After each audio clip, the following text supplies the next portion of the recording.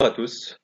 Dans cette partie de cours qui est consacrée aux algorithmes, je vais vous présenter une fonction qui nous permet de calculer le factoriel d'un nombre passé en paramètres. Donc, je vais commencer d'abord par le mot ici fonction pour désigner comme quoi il s'agit bien d'une fonction qui va nous retourner bien sûr un entier et cette fonction je le nomme factoriel et je vais passer en paramètre un nombre n de type entier pour lequel on doit calculer le factoriel. Après, comme toute fonction en pseudocode, on a les préconditions qui doivent être remplies pour cette fonction. Là, on a le n qui doit être supérieur ou égal à 0.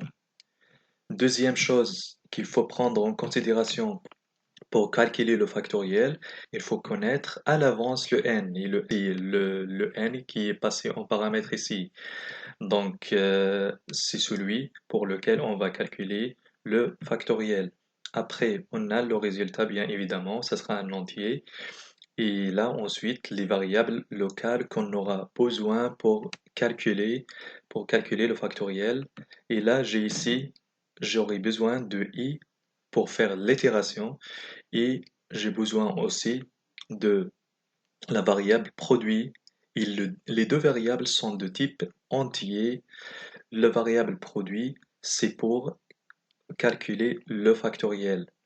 Donc, après, je commence par le mot db ici pour désigner comme quoi, là, je commence bien mon programme. Et après, j'initialise la variable à 1 et je vais utiliser une boucle pour faire de l'itération à partir de 2.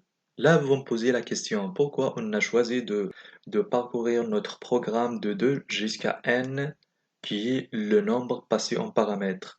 Là, je vous réponds tout de suite parce que on sait très bien que le factoriel de 0 vaut 1 et le factoriel de 1 vaut 1. Donc, c'est pas la peine de calculer le factoriel pour 0 et 1. Donc, c'est pour ça on commence cette boucle par 2 jusqu'à le n, bien sûr, qui est le nombre. Il faut y aller d'un pas à chaque fois. Donc, à chaque itération, on va sauter de 1. Là, comme vous voyez, le produit reçoit produit fois i, c'est-à-dire le résultat de l'itération précédente fois i. Et après, là, on met fin pour dire qu'en quoi notre boucle est terminée. Donc, fin pour terminer notre boucle. Et après, on utilise retourner et entre parenthèses, on met le mot produit comme quoi. Là, on retourne le factoriel de n passé en paramètres. Et à la fin, on met le mot fin. Et après, là, je vais vous faire part d'un exemple pour mieux comprendre. Là, à ce niveau, dans cette partie à droite de mon programme, comme vous voyez, le programme principal, si vous voulez, comme main en Java ou en C, c'est-à-dire là, on va faire appel à notre fonction pour voir si elle fonctionne bien ou pas.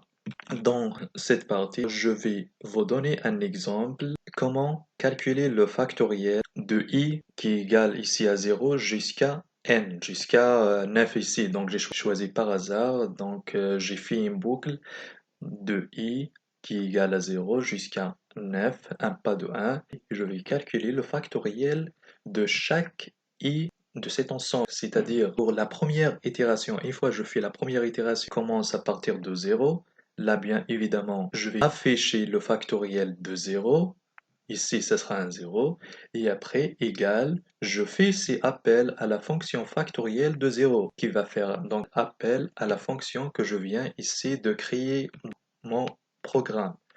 Donc pour la deuxième élément, c'est-à-dire quand on passe au deuxième élément de l'itération, parce qu'on sait très bien que l'itération va de 0 jusqu'à 9, il a le i, donc vaut 1 pour la deuxième itération bien sûr. Là, on va afficher le factoriel de 1. C'est-à-dire, là, le et devient 1 et est égal.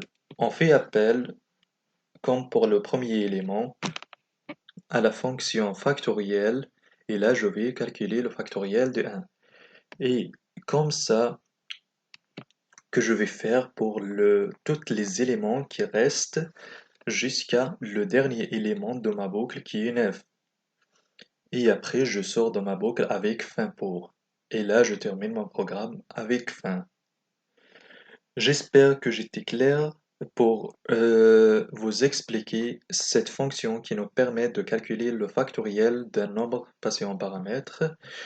Et ça sera tout pour cette première partie des cours des algorithmes. On se retrouve la prochaine fois avec un nouveau algorithme. Merci.